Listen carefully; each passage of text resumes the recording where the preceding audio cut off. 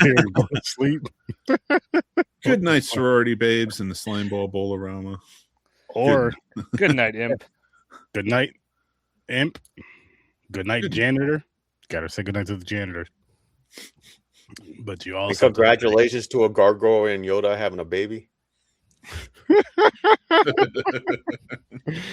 I'll give you that.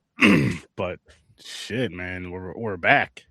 It's been a while. Cheated though, because that was a black voice right there.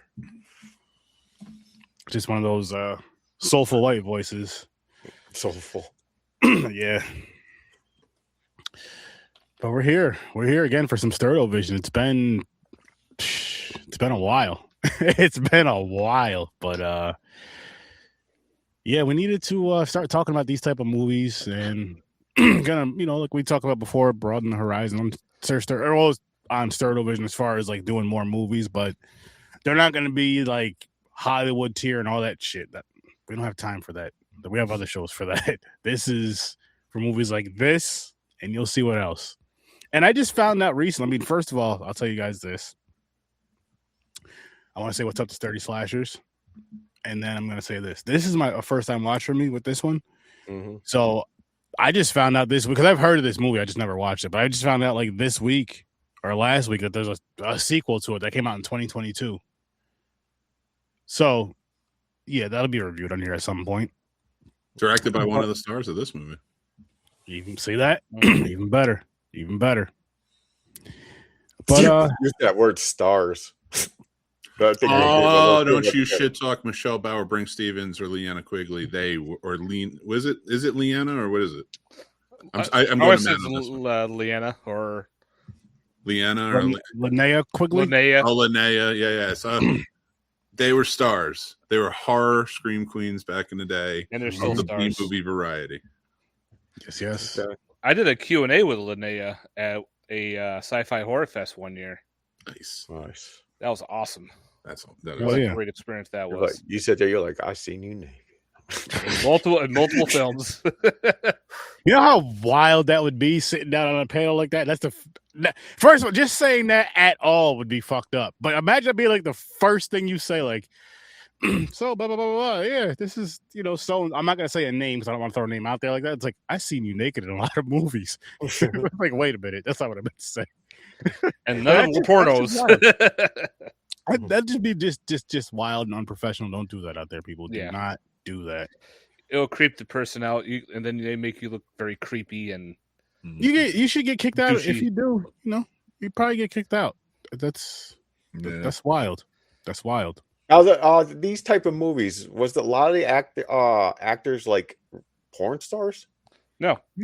Oh, I thought you were serious. I was like, wait a minute, they do porn? I gotta go look it up. No, these were your scream queens from your late 80s to like early 90s. They were in the low budget horror films, especially like with Charlie Band, who did Full Moon. He also did Empire, but they get a lot of the low budget films that he wanted to put out all these direct-to-video movies, and of course, gotta have the nudity, gotta have the swearing, gotta have blood and guts in some of them. And this was kind of one of the ones where you watch like late at night. That if it was on TV, it was edited to shit. So you had to get like the VHS, or you had to at the time to watch this in fully uncut and its incredible atmosphere, the incredible scenes. I think it's important to Linnea Quigley was especially she was no slouch. Like, I'm not putting Brinke Stevens or Michelle Bauer down, but like Linnea Quigley was in Night of the Demons. She was the dancer, the punk rock dancer in Return of the Living Dead. Like she was in some really big horror films of the 80s. And the guy in this movie was also in Night of the Demons, the one that gets his head ripped off and used as a bowling ball. Nobody remembers that, man. Come on, they remember the ladies. I do. That was a fun scene, though. That's a good movie for you to do. Night of the Demons. Yeah, it is. I believe we did that on Horror Research 30. Okay. All right. Another good one with Linnea. It's called Witch Trap, I think it is. Oh, yeah. Is it Witch Trap or Witch? Not Witchboard. Witchboard Witchboard had what's her face? Tawny Katan. But Witch Trap was the one where they're all in the house and they all start dying in weird ass ways. Linnea gets killed in a nice cool shower scene. Okay. Oh, I'm in. She was also the woman who died on the antlers in Silent Night, Deadly Night. Yep. So Linnea's in a whole bunch of shit. Oh, yeah. Especially in those times. Yes. Yeah, she's in this movies. Yeah, Witch Trap, 89. Nice. Yep. Very cool. So these type of movies, is there like a genre people call them, like group them? Besides like B horror? B horror. They're full moon. If you never know what full moon is, you gotta look that shit up. There's some crazy movies that Full Moon has put out in the late 80s. And then they get even crazier in the 90s and bonkers in the 2000s. They're not for everybody. But the 80s ones are fantastic. Is it the app for Full Moon app, the streaming service? They did a streaming service, yeah. Their biggest property might be Puppet Master. Yeah. But they're ones that they're like a trauma, but a step up in quality. Okay. And they did weird films that you would never thought would be a full moon movie is a full moon movie. Because he did it under a different company called Empire, which was his first company that before he did Full Moon. Okay. Because was it Cellar Dweller was one. The Beyond was another movie that's an insane film. Oh, I think Reanimator was another one that they did through the Empire. Okay. I didn't know that. I think. I don't quote me on that one. But I didn't know Linnea Quigley was in Fairy Tales, the 70s porn. The rule you messed up. The rule on these shows are wherever you say, it's 100% true. I don't want that to be true. I don't think that should be the thing. So if that comes out of your mouth, you said that's the movie or whatever. That's what it's called. Oh. And in this movie, she doesn't get nude at all, which is weird too. She does not get naked in this movie. She's the main star of this. That's true. Spider. But by this point, it was 88. She was already really well known in the horror circuit. Like she became sort of like she wasn't Jamie Lee Curtis Scream Queen level, of course, but like she was really well known in the horror circles. Like she even made like famously a workout tape to horror. Oh, cool. So, like, she would like be running from horror and she's like, "No, we're gonna work out," and like she's doing exercise while the guys are trying to kill her, and she like. Why did I have the worst part is actually exercise back then? I actually have that. Oh my! You really? Linnea Quigley's horror workout. I actually own a copy of it. Oh my! All right. The actual workout video, and like there's a part where they're getting chased by zombies. I think it was on a poolside, and all of a sudden they break out and they start doing aerobics. Jesus. Yep. I'm gonna say two things. That's One, great. I need a picture of that. So next time we do an episode, I'm gonna put that picture up of you holding the thing. I'm still gonna give you the finger when you send me the picture. That's just gonna happen. But just because that's just some. I'm not surprised you own that. I'm not surprised at all that you own that. No, listen, James.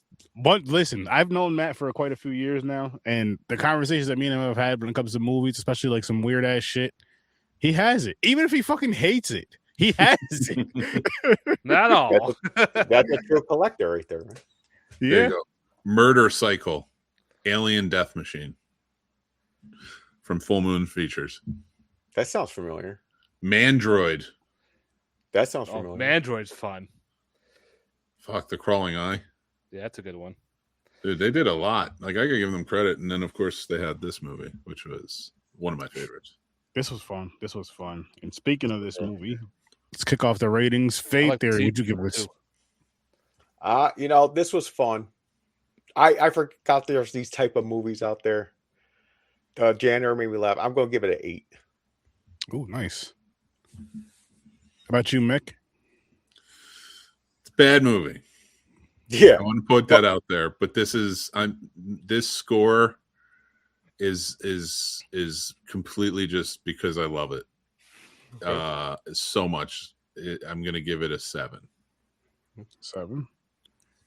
Creature feature teacher. Yeah, it's one of those so bad that it's entertaining movies. Like you get a bunch of people together, have some beers, you watch this, you're gonna have a good time. You're gonna laugh. You're gonna be like, "What the fuck?" I also give this an 8 out of 10. I had a good time with this movie. It's good.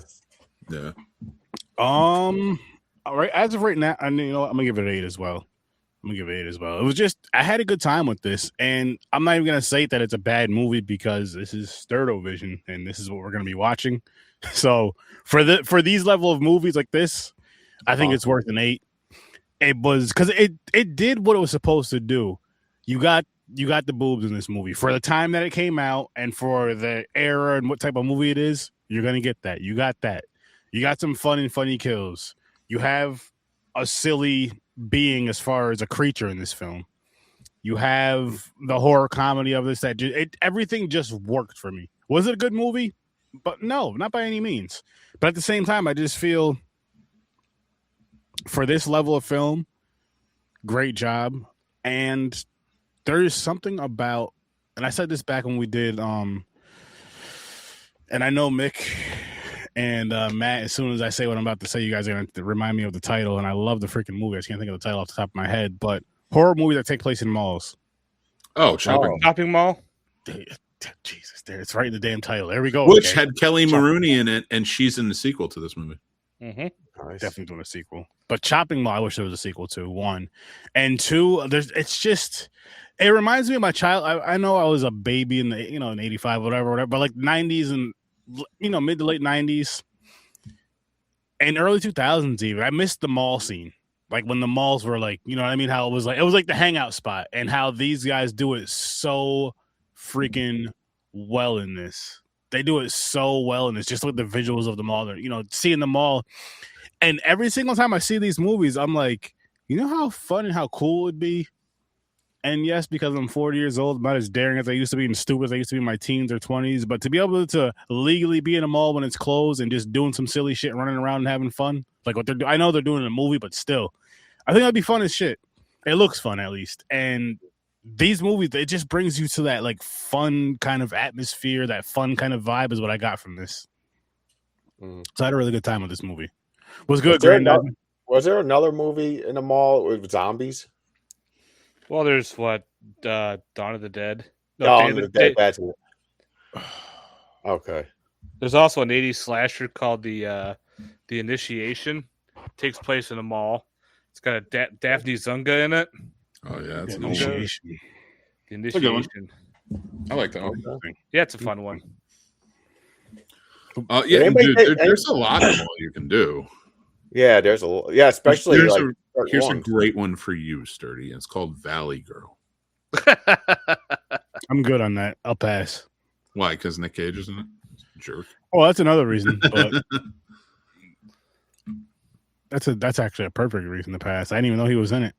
The 80s where you rented movies every weekend. That's true. Did anybody get they kind of mix Wishmaster with another type of horror movie? First of all, Wishmaster came out like 10 years after this. Calm down. Oh yeah, you're right. So Wishmaster. Okay, never mind. It's still there. Okay. Hey, listen, I don't know what movies. Johnny. Oh, was good, Johnny. Be good. It was good, Johnny. But what'd you guys think of this movie, though? Matt and Creature Feature. Oh, this movie? Yeah. Yeah, that was a good time. It's definitely full moon. That's the way how full moon is. If you ever see the Puppet Master movies, they're very famous for little creature movies. They did Demonic Toys was another one. It's all the different types of small monsters. And this is another take on a small monster film. But it's more of a weird-ass imp that grants wishes and twists them and goes after people, pretty much. This was the precursor to that whole Demonic Toys Puppet Master fiasco. Oh yeah, and remember it was a Doll Man. Doll Man, yep. Oh man, Doll Man versus Demonic versus Toys. Yeah. I did another one called Totem too, which was a cool mini creature. They formed a totem pole. Oh yeah, we reviewed that one, right? Totem. Well, all right. I have a question because you'll remember, Matt. Doll Man was a cop who got shrunk, right? No, he was from a different world. He was chasing another criminal, the floating head, and they get to Earth, and they realize, wait a minute, he looks human, but he's tiny on this planet, whereas on this planet he was normal size. It's weird. It's definitely they're like bonker movies. It's like they. But in the movie Bad Channels, there's a movie called Bad Channels that an alien shrunk women, and pretty much one of the girls didn't get fully grown, so Doll Man rescues her, kind of, and that introduces her in Doll Man versus Demonic Toys. So it kind of twists those movies, because they kind of like to twist movies in with other franchises, which I like. Like with Full Moon, they did also a movie called Invisible, which was like about an invisible man, but they made the Mandroid robot in the movie as well. So they kind of combine different films to make more movies. Oh yeah, I see them do that crossover shit a lot with Full Moon, which is Full Moon crossovers are fun. Yeah, Full Moon is except for Puppet Master versus Demonic Toys, which was a Sci-Fi Channel movie. They had nothing to do with Full Moon. In that? Wasn't Corey Feldman in that one? Yep, Corey Feldman. Yep. Mm-hmm. Oh my god! But that was a Sci-Fi Channel, nothing to do with Full Moon. So I don't know how they got the rights to it or what, but they made that disaster. He pissed me off in that fucking movie, man. I just had to get that out. He really got on my nerves in that fucking movie. Johnny, that was Page Master, and you know it. And I can't remember if Patrick Stewart was in that, or Bobcat Goldthwait, or Whoopi Goldberg. It's been a long time since I've seen Page Master. I don't know. Yeah. Creature Feature Teacher. Do you happen to be an aficionado on the San Fran 1970s series, the one hosted by the late Bob Wilkins? I know. I actually have a documentary on the Bob Wilkins show where he did all the different ones for the Creature Feature nights. Love that. It's fun. Matt knows a lot. He does. Be prepared. He does. Slimeball. Oh man, I feel like this gave me almost. You know what? The only thing I was gonna say, I wish it was a little bloodier, but then again, for this movie, it didn't need that. So it gave me most of what I wanted from this. It definitely gave me most of what I wanted and most of what I expected, because it's just, again, one of those to where you're just like, listen, you put this on, it's something weird you watch late at night, you turn your brain off, you have a drink, you have a smoke, and you have a good fucking time. And that's exactly what I did. Well, I had a smoke, I never drank. And it's... And I know, when we're talking on Horror with Sir Sturdy with different types of horror movies, I'm talking about like story. This doesn't really matter. Like, it has the whole thing of like this little story they had just worked for it. It just worked for it. It was enough to where you're like, okay, this is the reason why they're here. This is the reason why they're after this trophy, or they're going after this trophy, and boom, the imp comes. Mm-hmm. I don't mind that for something like this, because I'm not expecting a fucking phenomenal story. Like, holy shit, this is gonna draw you. It draws you in, but in other ways. Like, this is a definite great, like, if I were to watch it again, or when I watch it again at some point, it'd be a fun watch party movie. Just like have on, shoot the shit with people, and talk some shit about it. This is one of those, but it's also entertaining enough to watch it alone.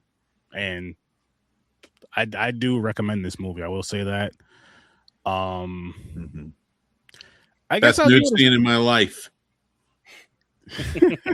I guess I would give it a Sturd-O-Vision stamp, because it's definitely worth it. Give it that Sturd-O-Vision stamp. It's worth it for that, because it's something I can go back to. And it just does it. It just I would have given it a higher score if there was more of the keeper in it. the janitor, or whatever you want to call him. Buck Flowers, the man. Yeah, that dude is so fucking funny. The shit he came out of his mouth, and it's like he's only in a few scenes, really. But when he was in that fucking keep getting trapped in that closet, the shit he was saying, I was like, yo.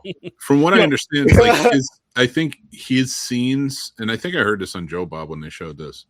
I think his scenes were like added later. Oh.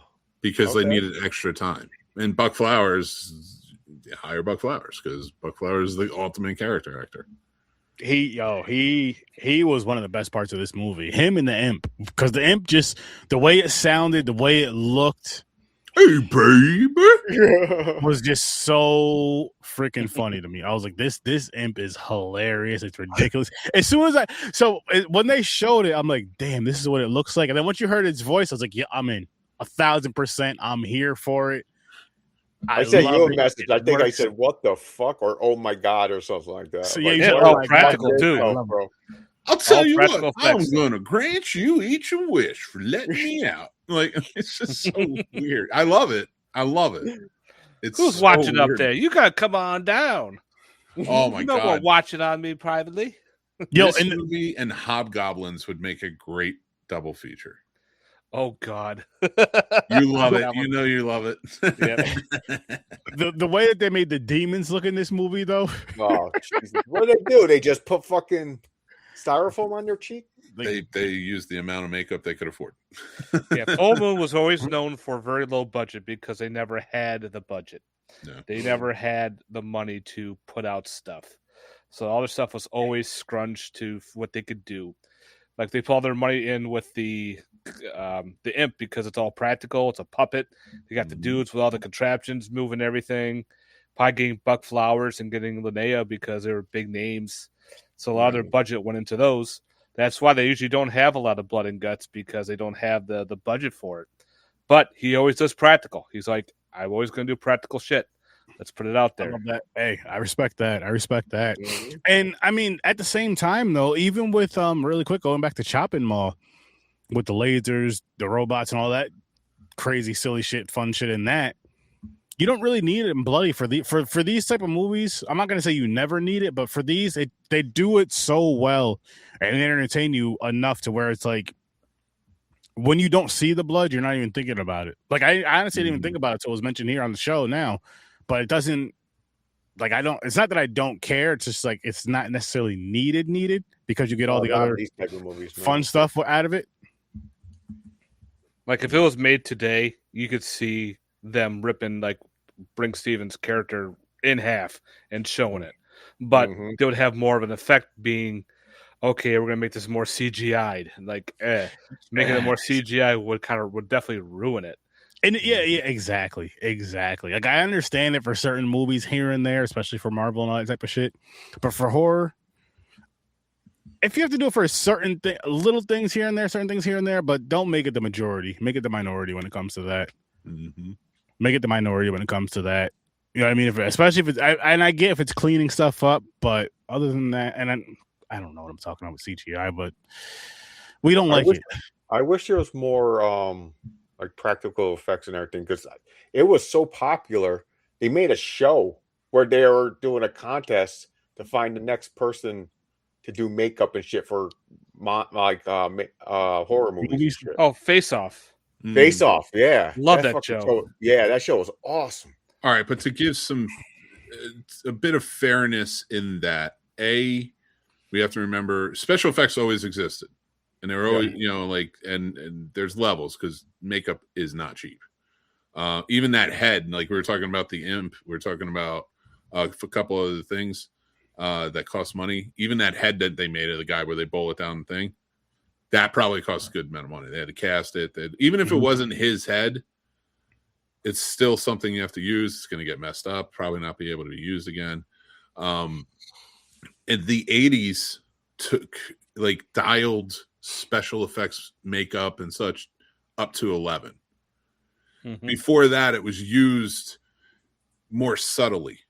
By the time you get, and I'm not saying there weren't movies that really exploited especially in the 70s, special effects makeup, but the 80s really took it to a bonkers place. because of all these horror movies and everything, and the death scenes are becoming more and more elaborate, and that's why Sam Raimi, Sex Machine, what's his name? Tom Savini. Tom Savini. I can't believe I forgot that. Tom Savini. He played Sex Machine in From Dusk Till Dawn. Tom Savini coming in, he was like, when he did he was the one that kind of pioneered it when they went into that really horror craziness and got more elaborate. So you're not affording a Tom Savini on this, and he's going to probably give you the best horror makeup at that time. Oh, yeah. So whoever they could afford, especially for full moon features, this was still pretty impressive for what this movie was. And also, too, with this movie, Charlie Band said, here's a poster. I have this, and I have the name. It was originally going to be called The Imp. And they had a poster, and they got this director. He was a newcomer director, and he goes, here, this is your job. Write a script, do something, and put it out within X amount of days. And he had a rush job through it. It was, this was shot, it was shot in 12 days. I don't know if that counts. Shot in 12 days. And the director was like a new guy. He was actually fired before Full Moon. He did one movie that was really bad, but Charlie Band said, okay, I'm going to give you one more shot. But again, here's the poster. Here's the name. Do it and make it. Mm-hmm. It's like, okay. He had to find a buddy, and they found a guy together to write up a script within a quick amount of time. So it's all like a big rush job to make this movie. And that dates back to the schlocky creature features of the 50s, the 40s, 50s. Like, most of these were rush jobs. You think about it, Halloween, John Carpenter was only given 2 weeks to write the script. That's impressive. And he said, we want to call it The Babysitter Murders. It's going to be a horror movie. You have 2 weeks. They just got lucky by hiring John Carpenter. Yeah. But like, a lot of writers had to, like, I give a lot of credit to horror writers. Yeah, there's a lot of crap, but they had to write that stuff quick. Mm-hmm. It was too quick sometimes. That's what I'm learning about these movies. That's what I'm learning about movies from the past, and even ones that are cult classics or favorite, whatever you want to call them, but in that positive format of what I'm trying to say. Mm-hmm. And it's like, how the fuck? Then you're like, I mean, I get it because the stories aren't that in depth, this, that, and the third. But even for some of those ones with the practical effects, you're like, yo, these practical effects are amazing. How? Like, how? When they only had this much time to do this, it's like, holy shit. And then you're like, the budget was this much, and they only had one shot at doing this scene. Mm-hmm. That amazes me every single time. So I'm like, CGI, I don't know anything about it, but again, I know you could do it again. It's hell easier to do it again than it is to fucking blow up another head or kick a head down the street or bowl a head down the bowling alley like in this shit. Bowl a head down an alley, I should say. And get a gutter. What'd she? A gutter head. Oh. A gutter head? Yeah. Don't poke Dogman with the stick. Actually, I do want to point out one thing, and I think Matt might agree with me. Before there was Elvira, before there was Bob Wilkins, there was Vera and there was Zachary. Mm-hmm. They both started in 1954, the first horror hosts, the first real horror hosts. Well, we weren't all alive back then, just because you two were. We weren't alive back then. We weren't back then either. I've met Zachary, though, and that man was a fucking treasure. That's awesome. He used to go to Chiller Theater back in the day. Chiller Theater. In Jersey.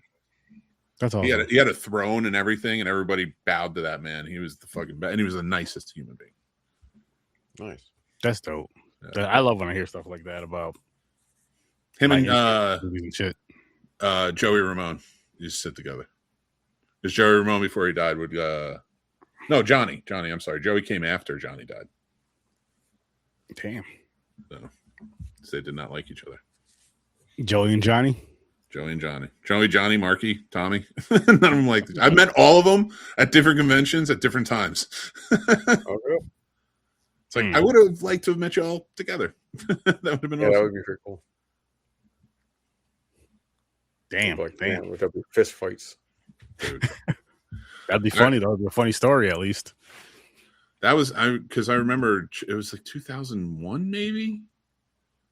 That was like my first horror convention, Chiller Theater in Jersey.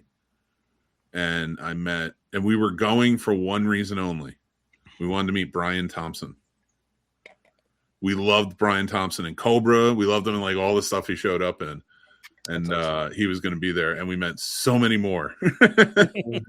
That's where I found out that the principal and the lieutenant in Die Hard and the principal in Breakfast Club, Paul Gleason, is from Jersey City.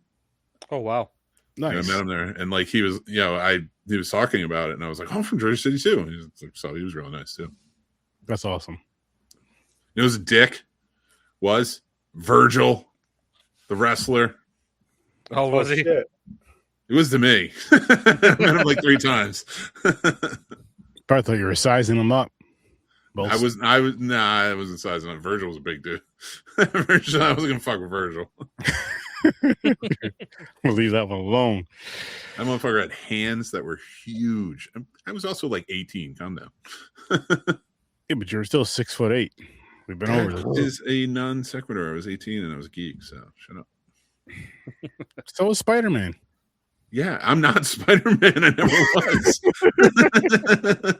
I was the guy who made it out of the end of this one. Except I could hold my beer down. He was a geek and wasn't 6'8". He got bit by the right spider.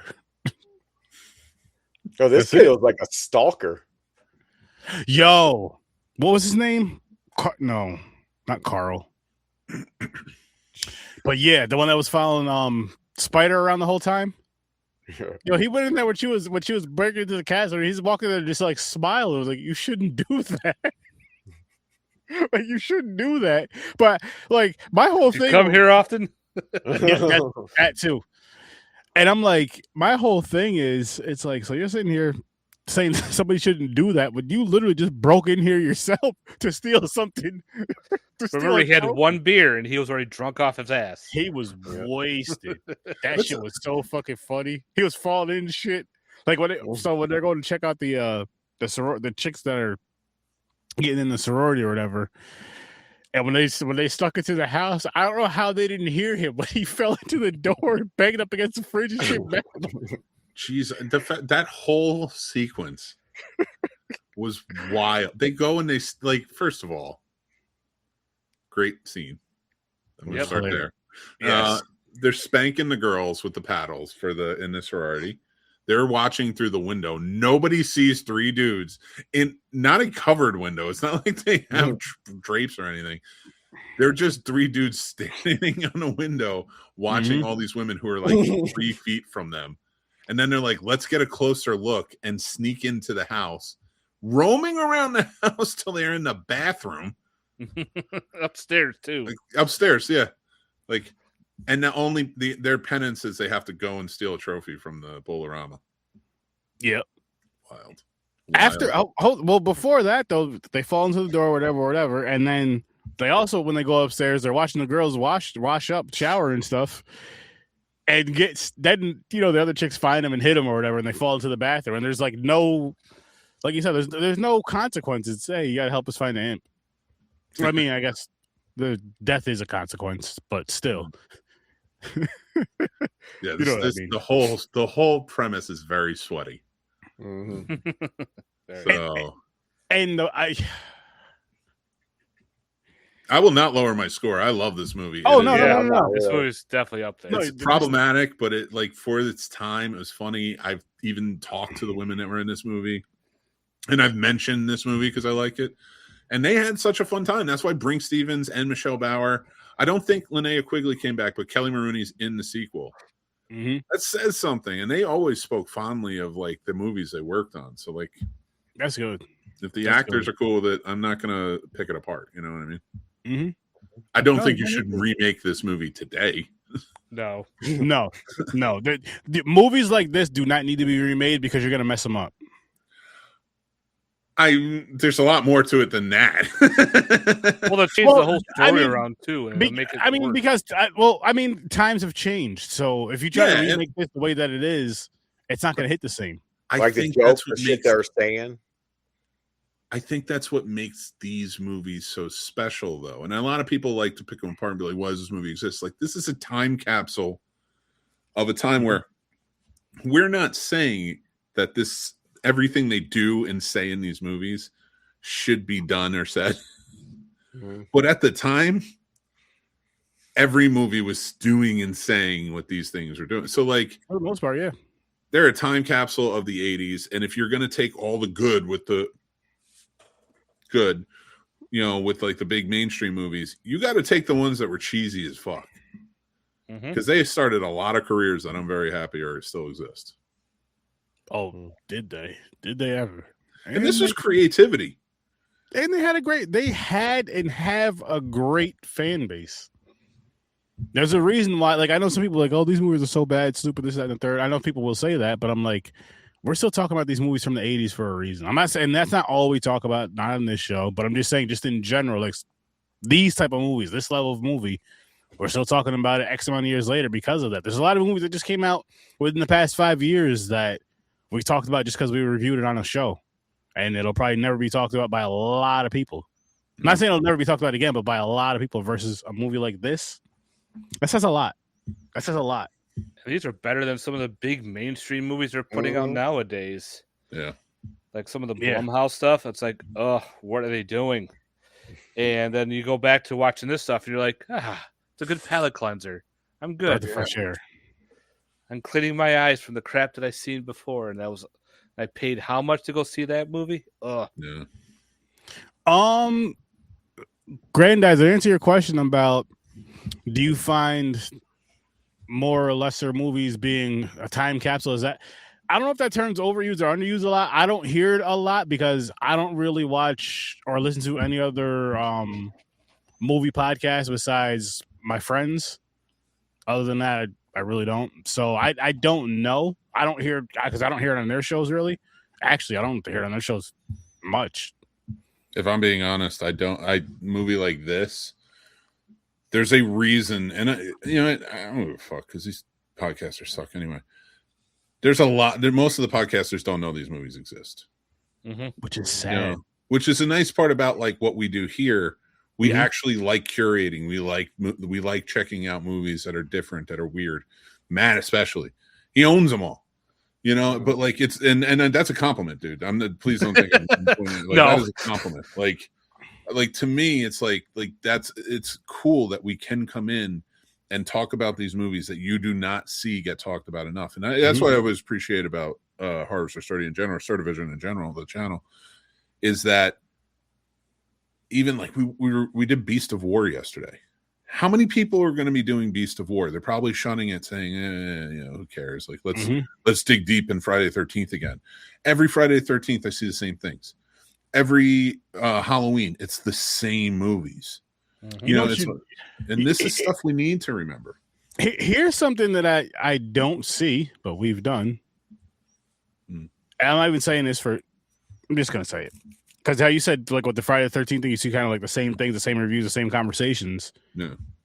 I like how over here we did, over on Horror Versus 30 portion of this channel, but the verses with Freddy vs. Jason, because I'm like, we've all discussed these movies plenty of times. We've all reviewed these movies or had conversations about these movies on and off air plenty of times. Even about even saying like what we thought was better or who we liked better.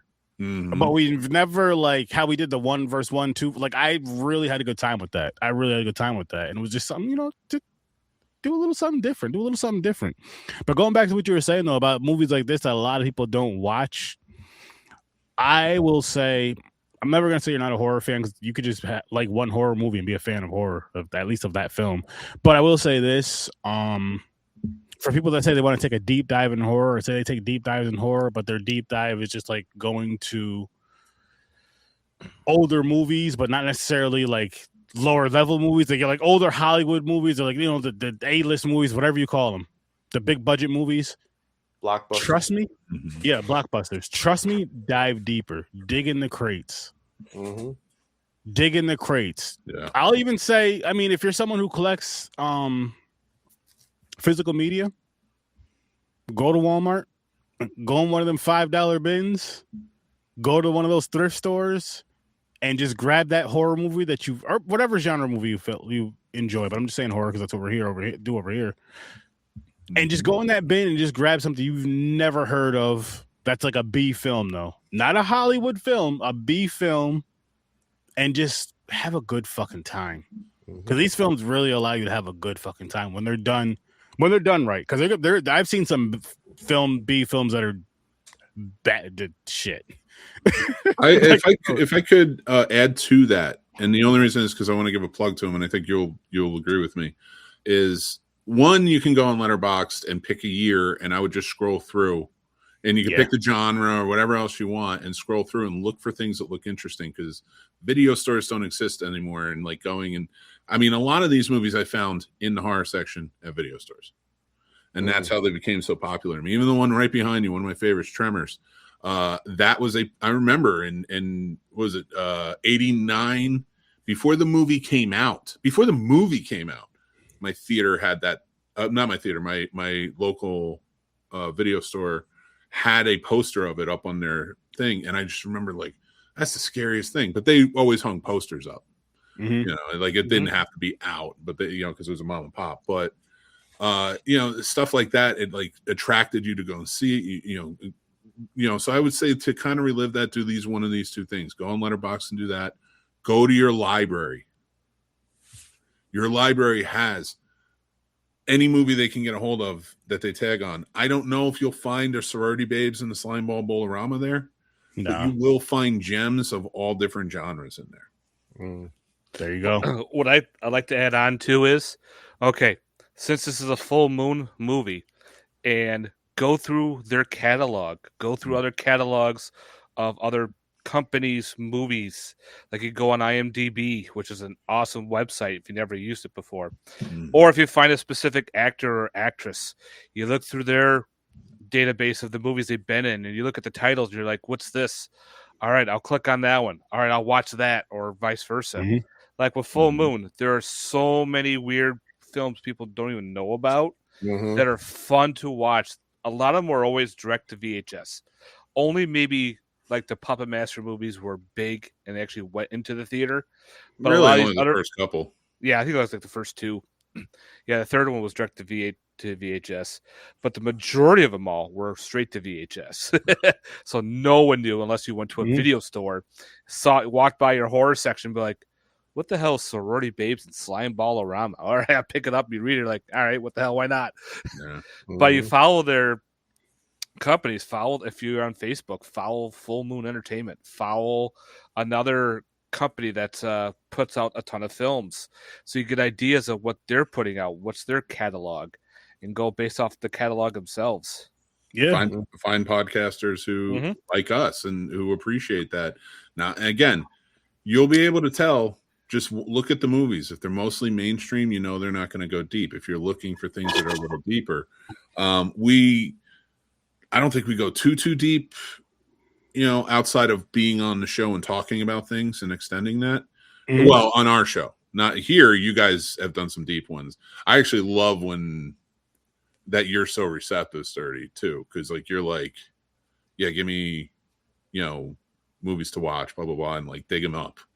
Yeah. And in some ways, you're kind of like an editor at a newspaper. Find me the story.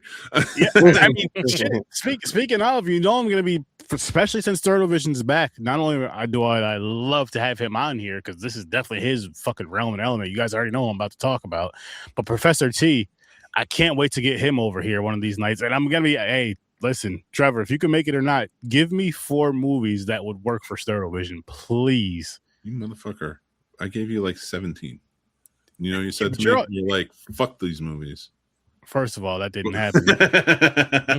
Second of all, you're here all this. You're here a lot. I know. So, you know what I mean? Trevor's got some good. Trevor popped up some good ones the other night, he did, and that's the thing. Like Trevor watches these type of films on the regular, and he does not. He does not. I would say Matt is the guy who watches these films on the regular. Trevor is the one that is good for the obscure fucking foreign films. Yeah. And the obscure like horror films that like the 60s, the 50s. Like more so what I mean is like that'll fit right for Sturd-O-Vision. Oh yeah. No. But I'm saying that's a fucking tour de force team. Yeah. Like, I know these, I can talk about them. and I will give you as many, but like, I'm not just horror. So like when you said exploitation, how many exploitation films did I throw your way? You threw a few. You threw quite a few. That's like my jam is like all the genres. So this is where I get to actually talk horror though. So that's why I'm happy. But it's it's gonna be a really good time I'm glad having this back again. Kick it off with some bowling. What was the one that I gave you? I don't even know seriously why it's called the Slime Ball. Well, never mind. They are slime balls. Never mind. And they're in a bowling alley. Yeah, that's true. Makes sense. And it's just slime ball. That's something you'd hear in the 80s and 90s and shit. It's slime ball. Yeah, but I was thinking the nerd guys were slime balls. Yeah, the term that they use for people that are like that slime ball, that geeky guy, that guy probably doesn't get all the girls. They're very creepy. They're very very awkward. They're the slime balls. Rapey. Yeah. Oh, Remote Control was the one I told you to watch from '88. Oh, that's a good one. Remote Control. So weird. It's so. Do you have that one, Matt? Yes, I do. Aliens, control people, brainwashing. Yep. Through video stores, through video doors, displays and shit. Wow. Yeah. Interesting. This Matt, so do you have another apartment just for your movies? I got my room. I got my movie room. My library. He would be the one. You can afford it, but let me go next door to my other house to get a movie real quick. I'll be back. We go next door. I have to ask though. You have a movie room. Yep. And here's the true testament. How many of them are on the floor just stacked? Because you have run out of room. Right. I actually got a little coffee table that's on the side, and that's where they're stacked. Okay, I'll give you that. I knew you ran out of room. That's the I'm looking. I'm trying to make more room for my room. I'll go to like antique stores and find little shelving units. I'm like, all right, I'll throw those in there. Then that's full. I'm going, shit. Now I'm out of room. All right, let's see if I can make more room. I love Trevor's picks of like random foreign films. Same. He finds weird ass shit too. That's the stuff too. Like he is so into the foreign. Yeah, like, I have found some gems off of his recommendations. Yeah. Do you guys ever see Hariko the Goblin? No, I believe I have. That sounds very familiar. As soon as you said Hariko, I was like, "That's Hariko the Goblin." The decapitated heads that kind of look like from the movie The Thing. They got like spiders legs coming out. They're going after people. Nice. Yeah, you got Mystics in Bali, which is another weird ass film. Oh, I have seen this. This is a Japanese movie, isn't it? Yeah, it's Japanese. Yep. That's funny. And I remember the cover. The Cat is another awesome one. Oh, when 88 Films released The Cat, I was so excited. What was that insane film we watched? I can't even remember it. I don't even know how to ask. I don't know how to ask about this movie. It was so insane. We watched oh my God. It was, I don't even know how to ask. Like it was like a trip. It was like an acid trip, the whole thing. And I think there was a martial arts element to it. Was it The Boxer's Omen? Yes, that's the one. That's the one. My God, that is a fucked up film. We watched it for Horror for Sturdy. Yep. That was a weird one. That was probably you were asking for like a time capsule deep pull. Oh shit. Yep. I remember that movie. That movie fucked me up a little. Like in a good way. Like I was like, wow. This is rough. This is weird. It's a weird ass movie. Oh. I just but Grandizer, that's the only info I can retain. What was what was that other movie we watched that Trevor? I think Trevor's the one that put us onto it. We reviewed on Horror was There's 30. It was last year for the foreign horror, the eye hole lick. Oh yeah. Well, you guys remember what movie that was? I can't remember. He just told me. Lick. So he like ripped this dude's eye out and then stuck his tongue in the eye hole. That stood out to me. I can't think of the movie. He's like a short, bald dude. Foreign film, horror film. He's in other movies. He's like short, like I don't want to type this into Google. The only thing I can think of was From Beyond, but that wasn't a foreign film. No, we definitely didn't do From Beyond on the show. I don't think. At least not while I've an eyeball out of someone's eye socket. That is so weird. Yeah, it was weird. That's like he ripped the eye out. You're like, oh, that's cool. But then he just leans in and he puts his tongue right into the eye socket. I'm like, damn. Mm-hmm.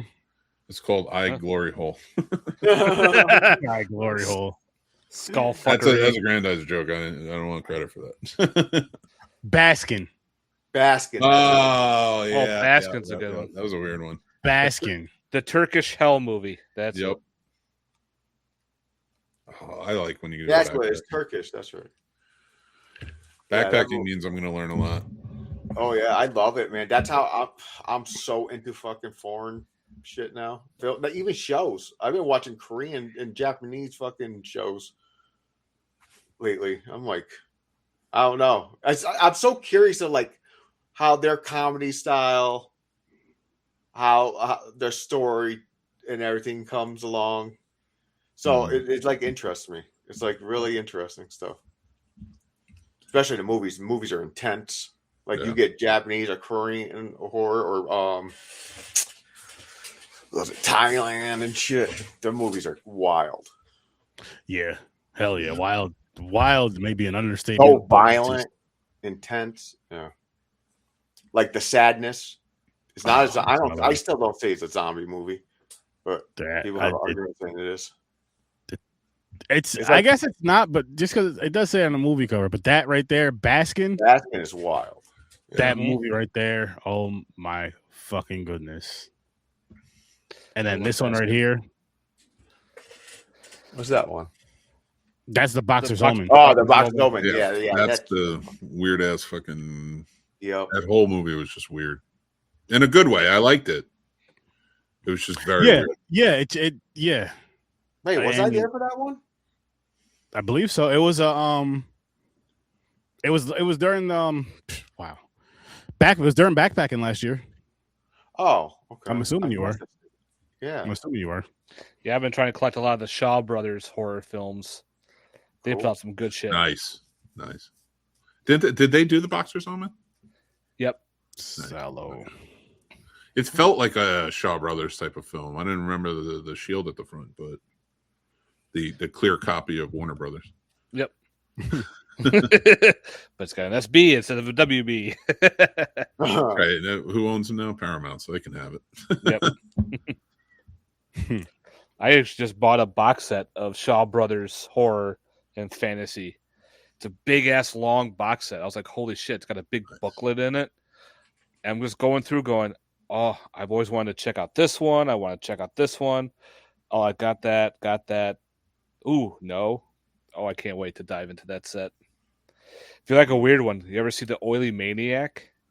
I've never even heard of that. It's like it's the Asian version pretty much of the Toxic Avenger. No. Guy turns into this black oily monster pretty much and gets revenge. Oh, it's so good. I know Greasy Strangler. That's a fun one. That's a wild, weird ass movie. And another weird one from Canada was called The Revenge of the Radioactive Reporter. It's from the 90s. It's got some weird shit going on in that too. That's a fun one.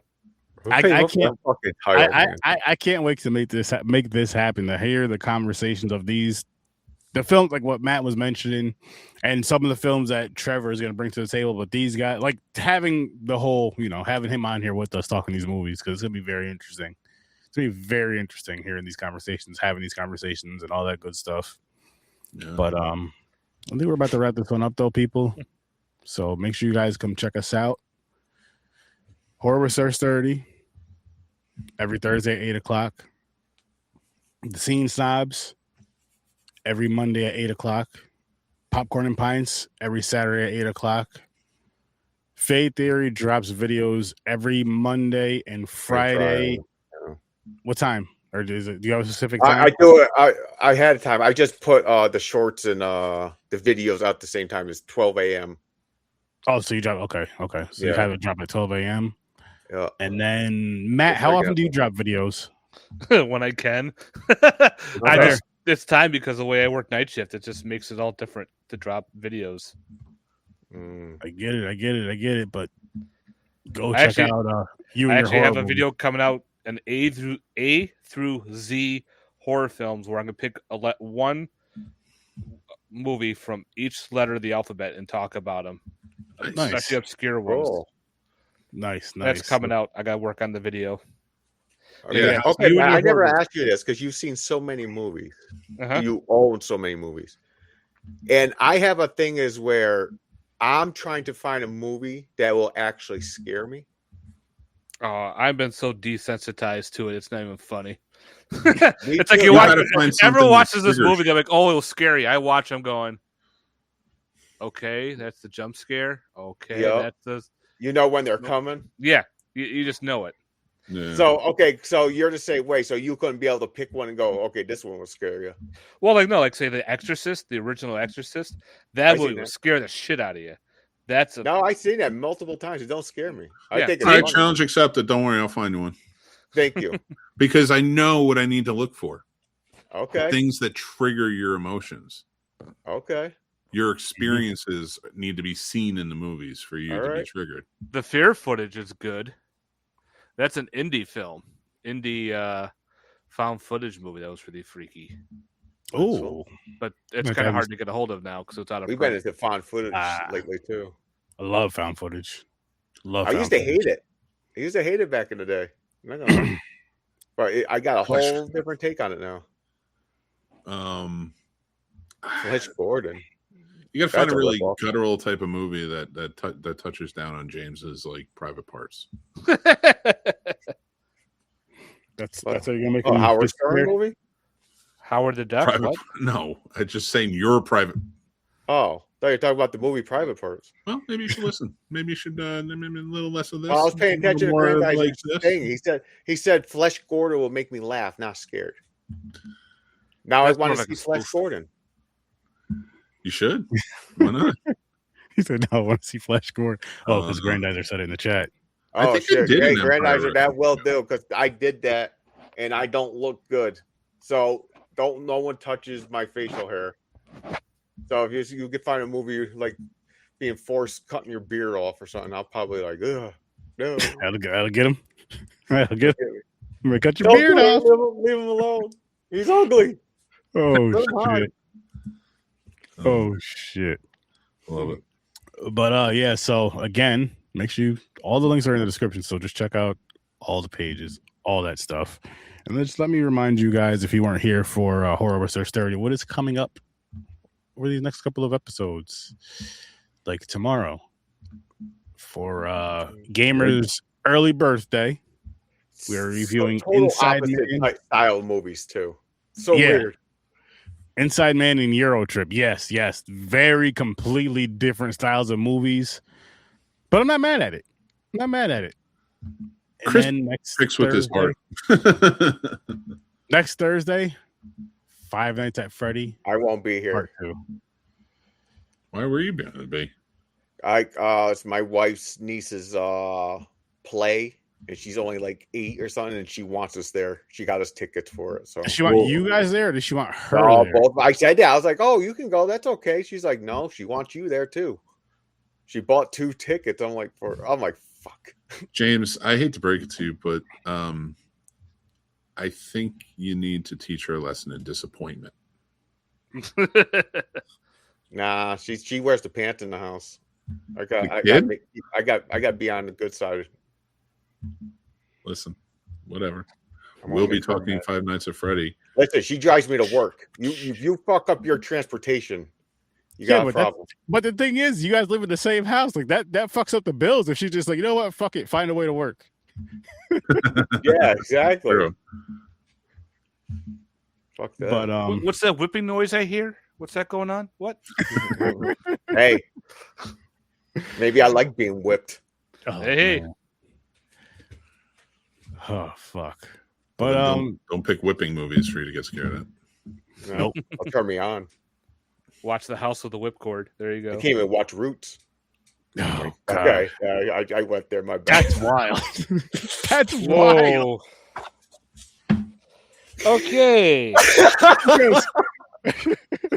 I'm gonna help James out with that. It wasn't the racism and Roots that turns him on. He just likes being whipped, is what he's talking about. Yeah, That's all he meant by that. Jesus. That's all he meant. He didn't mean any of the other bad shit of it. Well, No. yeah. He needs to get into that dominatrix type of stuff. I think that's what he needs to get in. Not slavery, but dominatrix. There's a difference. The more you know. I'll see you in Nightmares. Peace.